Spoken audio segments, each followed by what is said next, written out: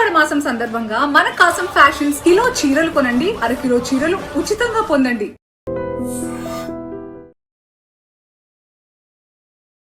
Hi, welcome to iDream తెరవెనుక కథల కార్యక్రమానికి స్వాగతం.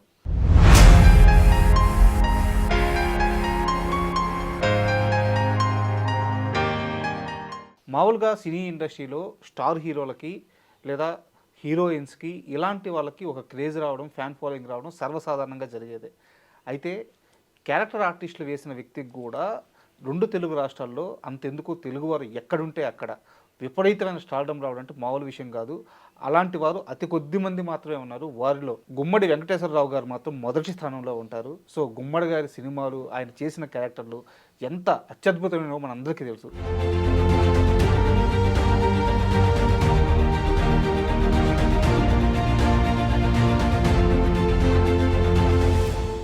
అయితే గుమ్మడి గారి సినీ ప్రయాణంలో ఉన్న విశేషాల గురించి మనకి తెలియజేయడానికి సీనియర్ కోఆర్డినేటర్ కనగల జయకుమార్ గారు ఈరోజు మనతో పాటు ఉన్నారు. వారిని అడిగి మరిన్ని విషయాలు తీసుకుందాం. హాయ్ సార్, నమస్తే. నమస్తే సార్, గుమ్మడి గారి గురించి అండి సార్, డైలాగ్ చెప్పటంలో రామారావు గారిది ఒక స్టైలు, నాగేశ్వరరావు గారిది ఒక స్టైలు, ఎస్వి రంగారావు గారిది ఒక స్టైలు. ఆ మూడు డిఫరెంట్ స్టైల్స్. అయితే గుమ్మడి గారు మాత్రం చక్కగా స్వచ్ఛంగా ప్రతి సిలబుల్ అర్థమయ్యేటట్టు చక్కగా డైలాగు చెప్పటంలో గుమ్మడి గారు అద్భుతం అండి. సార్, అంత చక్కని ఎక్స్ప్రెషన్తో, అంత చక్కని డిక్షన్తో చాలా అద్భుతంగా చెప్తాడు గుమ్మడి గారు. అయితే ఈ గుమ్మడి గారు రామారావు గారి ప్రోత్సాహంతో, బ్రదర్ మీరు క్యారెక్టర్ ఆర్టిస్ట్గా వేస్తే మీకు ఎక్కువ వేషాలు వస్తాయి అని ఎన్టీ రామారావు గారు గుమ్మడి గారికి సలహా ఇవ్వటంతో ఈయన క్యారెక్టర్ ఆర్టిస్ట్ అయిపోయాడు. అయితే ఒక చిన్న సారీ టు ఇంటరప్ట్ సార్, గుమ్మడి గారు నాకు ఇంకా వేషాలు రావు వెళ్ళిపోతానన్న సందర్భంలో రామారావు అన్నమాట ఇది. ఇక నాకు వేషాలు రావండి, నేను వెళ్ళిపోతాను అని 2-3 సినిమాల్లో వేసిన తర్వాత 2-3 మొదట వెళ్ళేటప్పుడు ఎవరైనా చిన్న చిన్న వేషాలు ఇస్తారు. అవును, డైరెక్ట్గా పెద్ద వేషాలు ఇవ్వరు కదా. అవును. సో వెళ్ళిపోతాననేటప్పుడు ఎన్టీ రామారావు గారు ఆయనకి మీరు ఉండండి, తప్పకుండా మీకు వేషాలు వస్తాయి, నిరుత్సాహపడకండి అని చెప్పి పిచ్చి పుల్ల ఈ సినిమా తీసి రామారావు గారు అందులో చాలా మంచి వేషం, పెద్ద వేషం ఇచ్చారు సార్ రామారావు గారు. సో అలాగా ఆయన్ని బాగా ఎంకరేజ్ చేశారు. తర్వాత మీరు మాయాబజారు చూస్తే బలరాముడు వేస్తారు గుమ్మడి గారు. అసలు సినిమా చూస్తూ ఉంటే ఆ బలరాముడు క్యారెక్టరు, ఆ బలరాముడిని రిసీవ్ చేసుకోవటం, తర్వాత ఆ బలరాముడు రావటం, అక్కడ ఆ స్ట్రేచరు చాలా అద్భుతమైనటువంటి, చాలా పెర్ఫార్మెన్స్, చాలా డిగ్నిటీ. నాకు ఒక చిన్న ఎక్స్పీరియన్స్ ఉంది. మామూలుగా మనకి మహాభారతం సంబంధించిన ఆ బ్యాక్డ్రాప్లో సినిమాలు తీస్తే కృష్ణుడి గురించి, అర్జునుడి గురించి, కర్ణుడి గురించి, వాళ్ళ విరోచిత పోరాటం గురించి చాలా గొప్పగా చూపించున్నారు. అవును. బట్ బలరాముడు ఎంత బలవంతుడో మనకి పుస్తకాల్లో, పురాణాల్లో వాటిలో ఉంది, కానీ సినిమాలో ఎక్కడా ప్రస్తావించాల. అది కేవీ రెడ్డి గారు చూపించారు.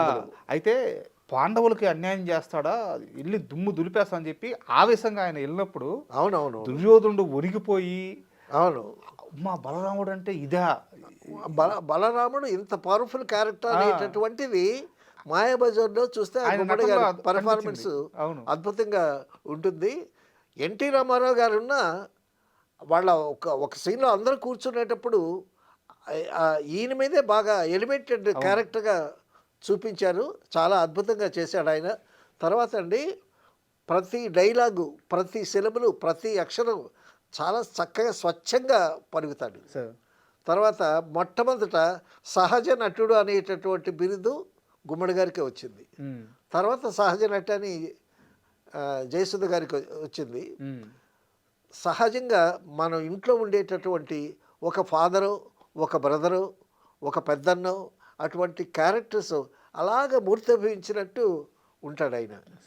తర్వాత మాయాబజార్లో ఈయన డైలాగ్ పార్ట్ ఎక్కువ ఉంటుంది. ఎంత అద్భుతంగా, ఎంత చక్కని డిక్షన్తో చెప్తాడు తెలుసండి గుమ్మడి గారు.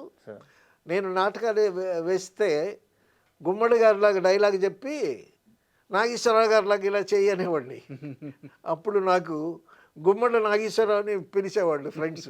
ఒక డైలాగ్ చెప్పండి సార్ అయితే. వద్దులేండి ఇప్పుడు అవన్నీ. ఆ, ఆ, ఆయన డైలాగ్ డెలివరీ చాలా అద్భుతమైనటువంటి డెలివరీ. సార్ ఒక అద్భుతమైనటువంటి క్యారెక్టర్ ఎస్వి రంగారావు గారు వెయ్యాలి అంటే, ఎస్వి రంగారావు గారు వెయ్యనంటే ఆయన అవైలబుల్ కాకపోతే నెక్స్ట్ చాయిస్ గుమ్మడి గారి. గుమ్మడి గారి. అయితే ఒక చిన్న డౌట్ సార్, ఇది నేను అంటే బయట ఉన్నదే అందరికీ తెలిసిందే, మళ్ళీ మిమ్మల్ని అడుగుతున్నాను. ఆయనకి గుండెపోటు గుమ్మడి అనే పేరు ఎలా వచ్చింది? గుండెపోటు గుమ్మడి అంటే ఇప్పుడు రామారావు గారికి నాగేశ్వరరావు గారికి ఫాదర్ వేసాడు ఆయన. రామారావు గారి కన్నా నాగేశ్వరరావు ఒక ఏడు చిన్న, గుమ్మడి గారు ఇంకా చిన్న, కానీ ఫాదర్ వేషం వేశాడు. ఇద్దరికి ఫాదర్ వేషం వేశాడు. అయితే ఈ వీళ్ళ వయసులో ఆడియన్స్లో ఏదో తేడా వచ్చి ఒకడు ప్రశ్న అయ్యాడు. అప్పుడు సినిమా రంగం అని ఒక బుక్ ఉండేది, అందులో ఒకడు అడిగాడు ఏమని, గుమ్మడి కాయా పండా అని అడిగాడు. కాయా పండు అంటే అర్థం కాదు. కాయా పండు అంటే గుమ్మడి చిన్నవాడా పెద్దవాడా? Okay okay. Old father character చేస్తున్నాడు కదా, సో అప్పుడు కాయ అని రాశాడు. వాళ్ళిద్దరు రామారావు గారు నాగేశ్వరరావు గారి కన్నా చిన్న ఈయన.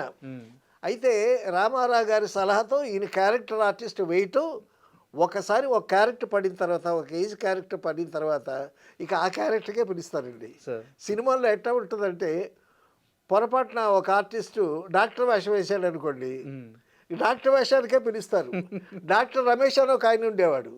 ఆయన సెట్కి వచ్చి ఆర్టిస్టులకి బీపీ అవన్నీ చూసేవాడు, వేషం అడిగేవాడు. ఆయనకి ఎప్పుడు డాక్టర్ వేషమే.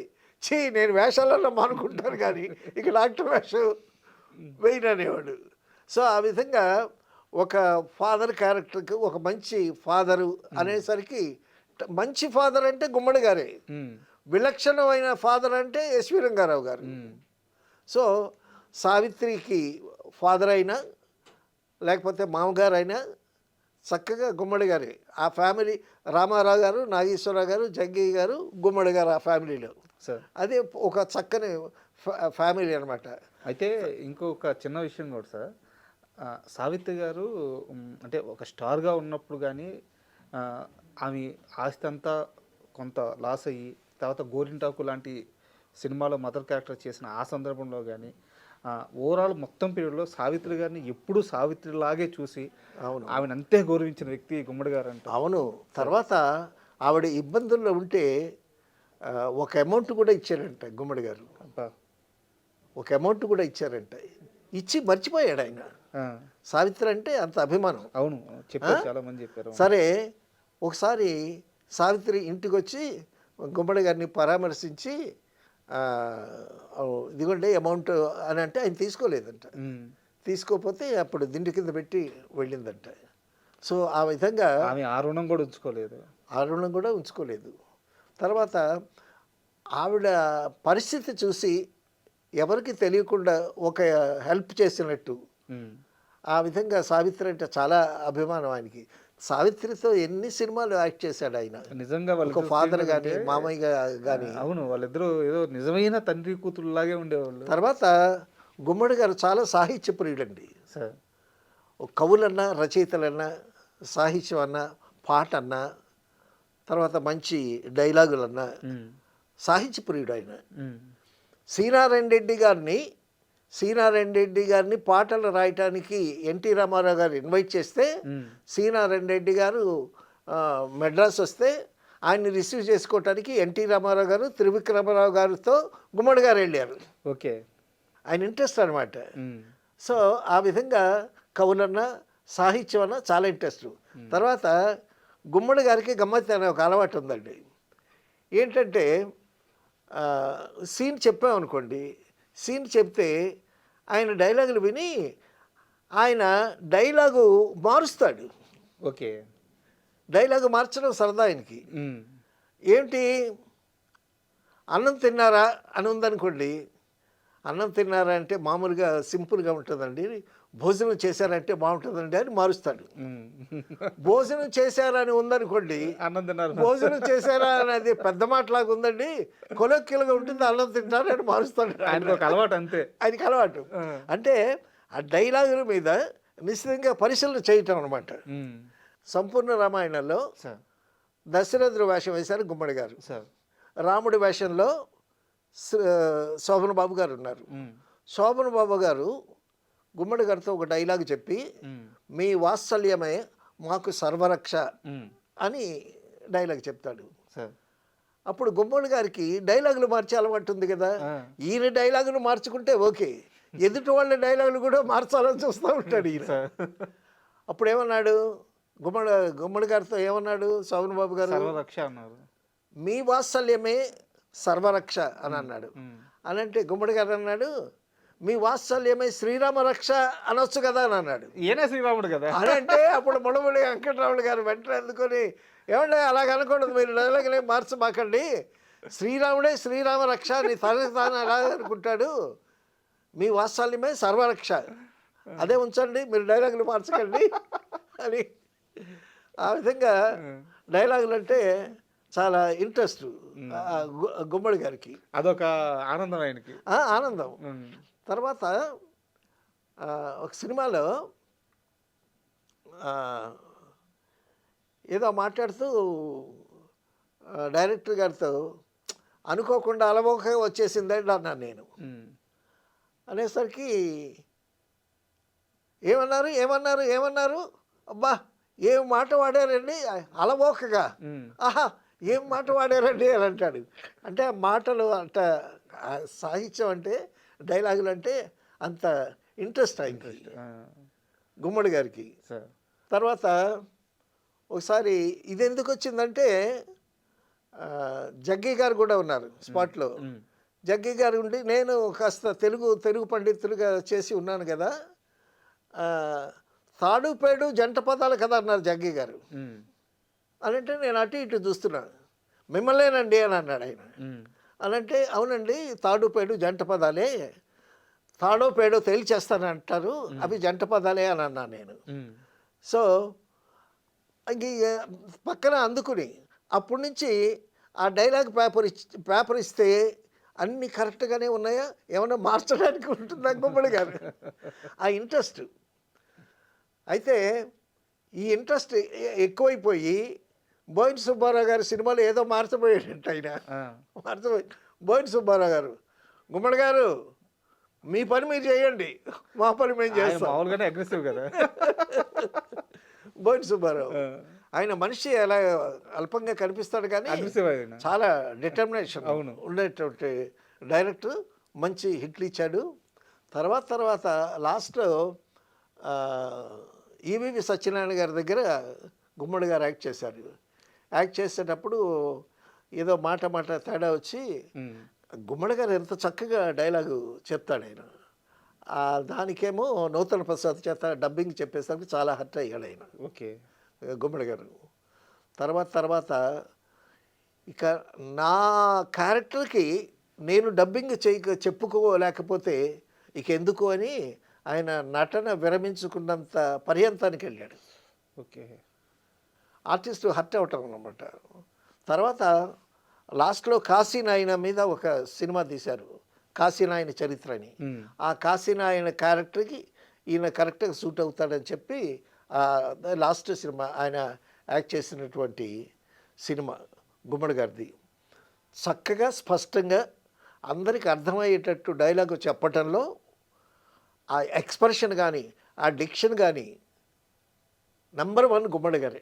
అయితే నాకు చాలా ఇష్టమైనటువంటి సార్. అయితే ఒక చిన్న విషయం ఏంటంటే ఆయన ఎన్టీఆర్ గారితో ఏఎన్ఆర్ గారితో సమానంగా తండ్రి క్యారెక్టర్లు కానీ వాళ్ళతో సమానంగా సినిమాలు చేసినప్పటికీ కూడా ఆయనకి ఏఎన్ఆర్ గారి కంటే కూడా ఎన్టీఆర్ గారు అంటే ఒక పాలు ఎక్కువ ఇష్టం అని చెప్పి చెప్తారు. నిజమేనా అది? నాగేశ్వరరావు గారి సినిమాల్లో కూడా చాలా సినిమాలు చేశాడు ఆయన. బట్ ఎన్టీఆర్ గారిని ఒక పాలు ఎక్కువ ఇష్టపడే వ్యక్తి గుమ్మడి గారు అని చెప్పి చెప్తారు. నాగేశ్వరరావు గారికి వచ్చేసి అంటే జగ్గయ్య గారు వచ్చేసి నాగేశ్వరరావు గారికి ఆదిలో బిగినింగ్లో ఈయన ఎంకరేజ్ చేసి ఈయనకి మోరల్ సపోర్ట్ ఇచ్చి ఈయనకి పిచ్చి పుల్ల వేషం ఇచ్చి ఈయనకి వేషాలు రావడానికి కారకుడు ఎన్టీ రామారావు గారి. సో ఆ గ్రాటిట్యూడ్ డెఫినెట్గా ఉంటుంది కదా. అంటే నేను వినింది ఏంటంటే జగ్గయ్య గారు వచ్చి నాగేశ్వరరావుకి ఎక్కువ అటాచ్మెంటు, గుమ్మడి గారు వచ్చేసి ఎన్టీఆర్ గారికి ఎక్కువ అటాచ్మెంటు. బట్ వీళ్ళు కలిసి సినిమాలు చేసినప్పటికీ వీళ్ళ అనుబంధం ఇలా ఉండేది అని చెప్పి చెప్పారు. నిజమా కాదా మిమ్మల్ని అడిగితే తెలుస్తుందని అడుగుతున్నాను అంటే కొన్ని బయట పడరండి. సార్. సో రామారావు గారు ఆయన ఎంకరేజ్ చేశారు కాబట్టి అటువైపు ఉండటం తప్పలేదు.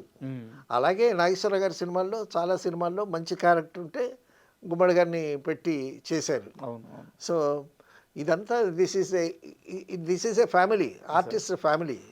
ఫ్యామిలీలో కొంచెం అటు హెచ్చు ఉంటుంది, ఇటు తగ్గు ఉంటుంది. తర్వాత పౌరాణిక క్యారెక్టర్స్ చేయాలంటే మరి ఎన్టీ రామారావు గారి సినిమాల్లో గుమ్మడి గారికి డెఫినెట్గా ఒక క్యారెక్టర్ ఉంటుంది, మంచి క్యారెక్టర్ ఒకటి ఉంటుంది. అలాగే సోషల్ సినిమాల్లో మంచి క్యారెక్టర్ ఏదన్నా ఉన్నానంటే గుమ్మడి గారిని పిలవలసింది. అండ్ మీరు వారితో కలిసి పనిచేశారు కాబట్టి పనిచేశారు. ఈ రెమ్యునరేషన్స్ ఇలాంటి విషయాలు ఎలా ఉంటారు గుమ్మడి గారు? చాలా స్ట్రిక్ట్గా ఉంటారా లేకుంటే? రెమ్యునరేషన్ విషయంలో వీళ్ళు ఏం చేస్తారంటేనంటే మేనేజర్ని పెట్టుకుంటారు. ఆ మేనేజర్ల ద్వారా కలెక్ట్ చేసుకుంటారు అమౌంట్స్. సో నేను కాలం మారేది పనిచేసేటప్పుడు గుమ్మడి గారికి మేనేజర్ ఉన్నారో లేదో కానీ మేకప్ మ్యాన్ ద్వారా రెమ్యునరేషన్స్ తీసుకునేవాళ్ళని విన్నాను నేను. అండ్ డబ్బుల దగ్గర చాలా కరెక్ట్గా ఉంటాడు. డబ్బుల దగ్గర కరెక్ట్గా ఉంటాడు. తర్వాత అండి డబ్బుల దగ్గర కరెక్ట్గా ఉండకపోతే ఇప్పుడు శోభన్ బాబు గారు చెప్పిన ఫిలాసఫీయే, మనకు రావాల్సినటువంటి అమౌంట్ పూర్తిగా ప్రొడ్యూసర్ దగ్గర నుంచి కలెక్ట్ చేసుకోవాలి. కలెక్ట్ చేసుకోకపోతే బ్యాలెన్స్ ఉందనుకో నెక్స్ట్ సినిమాకి వాడు మనల్ని పిలవడం మొహమాటం. కాబట్టి నెక్స్ట్ సినిమా కూడా మనం లూజ్ అవుతాం, ఛాన్స్ కూడా పోతుంది. డబ్బులు పాడవే కాకుండా ఇప్పుడు నయాన్న భయాన్ని డబ్బులు కలెక్ట్ చేసి పెట్టేసుకుంటే ఇదిగా మనసులో బాగా ఫ్రీగా ఉంటాయి కదా. అవును, నెక్స్ట్ సినిమాకి డెఫినెట్గా పిలుస్తారు. ఇది చాలా బాగుంది. ఇది శోభన్ బాబు గారు పెట్టుకున్న రూల్ ఇది. శోభన్ బాబు గారు నాకు సరితబాబు గారు చెప్పారు, శోభన్ బాబు ఇలా చెప్పాడు అని. కరెక్ట్, అసలు చాలా బాగుంది. డబ్బింగ్ అయ్యేలోగా డబ్బులు వసూలు చేసుకోవాలి. డబ్బింగ్ అయిపోయిన తర్వాత ఇక వీళ్ళతో పని ఉంటుంది కదా. అవును. సో డబ్బింగ్ అయ్యేలోగా డబ్బులు ఇస్తేనే డబ్బింగ్కి వస్తాడు శోభన్ బాబు గారు. మరి మీలాగా నేను గట్టిగా అడగొచ్చా అని అంటే అడగాలి. ఎందుకంటే డబ్బింగ్ అయిపోయిన తర్వాత మనతో పని ఉండదు. ఆ బ్యాలెన్స్ వస్తాయో రావో తెలీదు. డబ్బు అమౌంట్ పూర్తిగా పడిందనుకో, మనం డబ్బింగ్ చెప్పేసామనుకో, ఆ సినిమా హిట్ అయ్యి ప్రొడ్యూసర్ నెక్స్ట్ సినిమా తీశాడనుకో, అప్పుడు డెఫినెట్గా మళ్ళీ క్యారెక్టర్ ఉంటే మనల్ని పిలుస్తాడు. మన బ్యాలెన్స్లో అక్కడ ఉన్నాయనుకో, మనకు ఆ క్యారెక్టర్ ఉన్నా సరే ఆ మొహమాటంతో మనల్ని పిలవకుండా మరొకరిని పిలుస్తాడు. రెండు విధాల నష్టం అని టీచింగ్ అనమాట శోభన్ బాబు గారు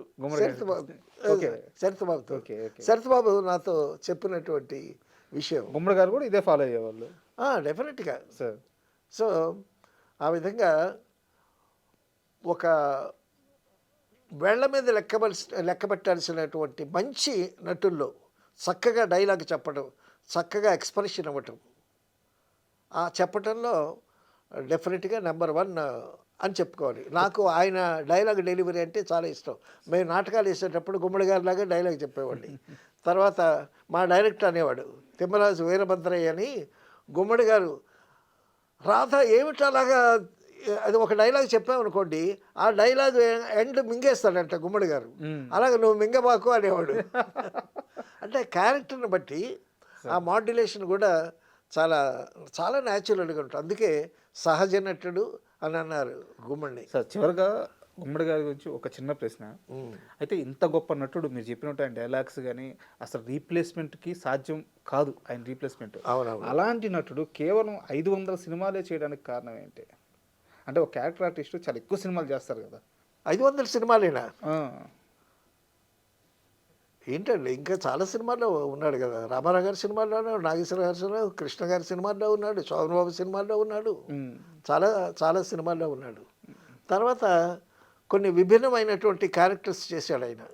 మహామంత్రి తిమ్మరసులో ఆయన పర్ఫార్మెన్స్ చూడాలండి, దానికి అవార్డు కూడా వచ్చింది. చాలా అద్భుతంగా చేశాడు. తర్వాత లక్షాధికారి అనేటటువంటి సినిమాల్లో విలన్ వేషం వేశాడు ఆయన. సో అటువంటి వైవిధ్యమైనటువంటి క్యారెక్టర్స్ కూడా చేశాడు. అయితే ఆయన ఏంటంటే ప్రొడక్షన్ జోలికి వెళ్ళలేదు. తెలివిగా ప్రొడక్షన్ జోలికి వెళ్లకుండా చాలా మంది చేసిన తప్పు ఆయన చేయలేదు. చేయలేదు. ఆ విధంగా ఆ, తర్వాత విజయ సంస్థలో ప్రతి సినిమాలో ఆయన ఉన్నాడు. అవును. అలాగే నాగేశ్వరరావు గారి సినిమాల్లో డెఫినెట్గా ఒక మంచి క్యారెక్టర్ ఉంటే అది గుమ్మడిది అవుతుంది. సో సావిత్రి, నాగేశ్వరరావు గారు, జగ్గయ్య గారు ఉంటే అది సూపర్ హిట్ సినిమా. ఒక మోగ మనుషులు కానీ, తర్వాత ఒక సుమంగళ అనేటటువంటి సినిమాలో కూడా సావిత్రిని ఓదార్చేటటువంటి క్యారెక్టర్లో గుమ్మడి గారు చాలా అద్భుతంగా చేస్తాడు. తర్వాత ఒక హీరోయిన్ ఎవరి ప్రేమలో పడింది అనుకునేటప్పుడు ఆయన డైలాగులు ఉంటాయండి. కూతురు నొచ్చుకోకుండా సూటిగా కాకుండా ఇండైరెక్ట్గా మాట్లాడేటటువంటి మాటలు ఆ స్క్రిప్ట్ మారుస్తాడు ఆయన.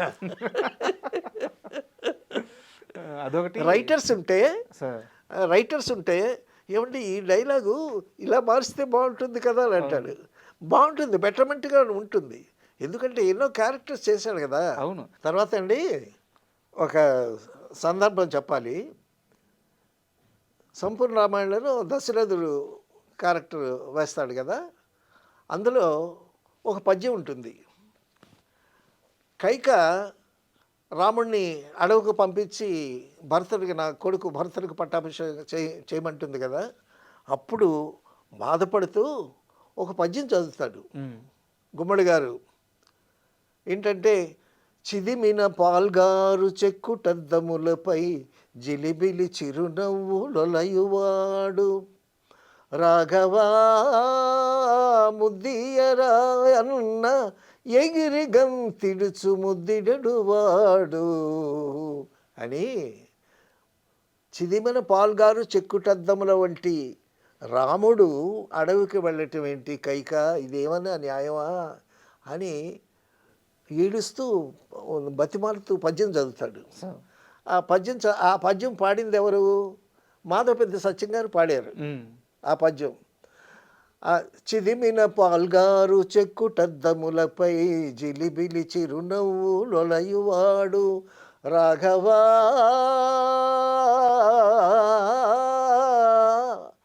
ముద్దియరాయన్న ఎగిరి గంతిడుచు ముద్దిడువాడు అని పాడతాడు. అటువంటి వాడిని అడవులకు పంపించమంటావా కైక అని. ఆ రాఘవ అనేటప్పుడు మాధవపెద్ది సత్యం గారు తెగ రాగం తీశాడు. రాఘవా అని చాంతాడంత రాగం తీశాడు. రాఘవ అని ముద్దియరా అన్న ఎగిరి గంతిడుచు ముద్దెడు వాడు అనేది ఇట్లా లైను. ఈ రాఘవ అని రాగం తీసి ముద్దియరా అని రాముడిని అడిగేసరికి ఈలోగా రాముడు మరీ పెద్దోడైపోయాడు. ఈ వయసులో ముద్దేంటానా పో అంటాడు రాముడు. గుమ్మడి గారి చలోక్తిది అని మాధవపెద్ది సత్యాన్ని పిలిచి రాఘవ అనేటటువంటి ఆ రాగం తగ్గించి మళ్ళా పాడి ఆ పద్యం తీసుకురా. రాఘవాని ఇంతసేపు ఏంటి రాగం అది ఇదని. అంటే సాహిత్యంలో అంత ఇంట్రెస్ట్ ఆయనకి. డైలాగులో ఎంత ఇంట్రెస్ట్ ఉందో పద్యంలో కూడా అంత ఇంట్రెస్ట్ ఉంది. తర్వాత అద్భుతమైనటువంటి నాటకాలు చూశాడు ఆయన. గుంటూరు హిందూ కాలేజీలో చదువుకునేవాడు ఆయన. తర్వాత ఏసీ కాలేజీలో ఎన్టీ రామారావు గారు, జగ్గయ్య గారు, సోమన్ బాబు వీళ్ళు ఏసీ కాలేజీలో చదువుకున్నారు. ఆయన హిందూ కాలేజీలో. వీళ్ళు కలిసి నాటకాలు వేశారు గుంటూరులో వేశారు. తర్వాత తెనాల్లో వేశారు, విజయవాడలో నాటకాలు వేశారు. అప్పటి నుంచి రామారావు గారు పరిచయం ఆయనకి. సో ఆ విధంగా ఆ పద్య నాటకాలంటే చాలా ఇంట్రెస్ట్. ఆ పద్య నాటకాలు పాడేవాళ్ళని పాడించుకుని ఖాళీగా ఉండేటప్పుడు సెట్లో వాళ్ళని పద్యాల చేత పాడించుకుని బాగా ఎంజాయ్ చేసేవాళ్ళు. పాట మీద, సాహిత్యం మీద చాలా మక్కువ ఆయనకి. దానివల్ల ఆయన ఎక్కువ డైలాగుల్ని మార్చటం అలవాటు అయిపోయింది అనమాట. నిజంగా thank you very much sir. ఎందుకంటే గుమ్మడి గారు పేరు చెప్పగానే గుర్తుపట్టిన తెలుగువారు అసలు ఎక్కడా ఉండరు. Definitely. అలాంటి గొప్ప నటుడు గురించి అత్యద్భుతమైన విషయాలు తెలియజేశారు. నిజంగా ధన్యవాదాలు sir. Thank you. And for more videos, Please subscribe to iDream channel. Subscribe to iDream Media. Please subscribe to iDream. Please subscribe to iDream. Please subscribe iDream. And please subscribe to iDream. For more videos, subscribe to iDream. please like, share, and subscribe to the channel. Congratulations, iDream. Subscribe to iDream. Subscribe to iDream. So subscribe to iDream Media. iDream ki iDream team andarki huge congratulations. Please subscribe iDream Media. Please subscribe to iDream. Subscribe iDream. Please subscribe to iDream. iDream అంటే నా కళల channel subscribe చేసుకున్న నోరు తిరుగుతలేదు, మీరైతే గంట గుర్తు కొట్టండి. For more such videos, please subscribe to iDream. Subscribe to iDream. Please subscribe to iDream. Please subscribe iDream Media. Please do subscribe to iDream. Please subscribe to iDream Media. For best entertainment and information, please subscribe iDream. And don't forget to subscribe to iDream.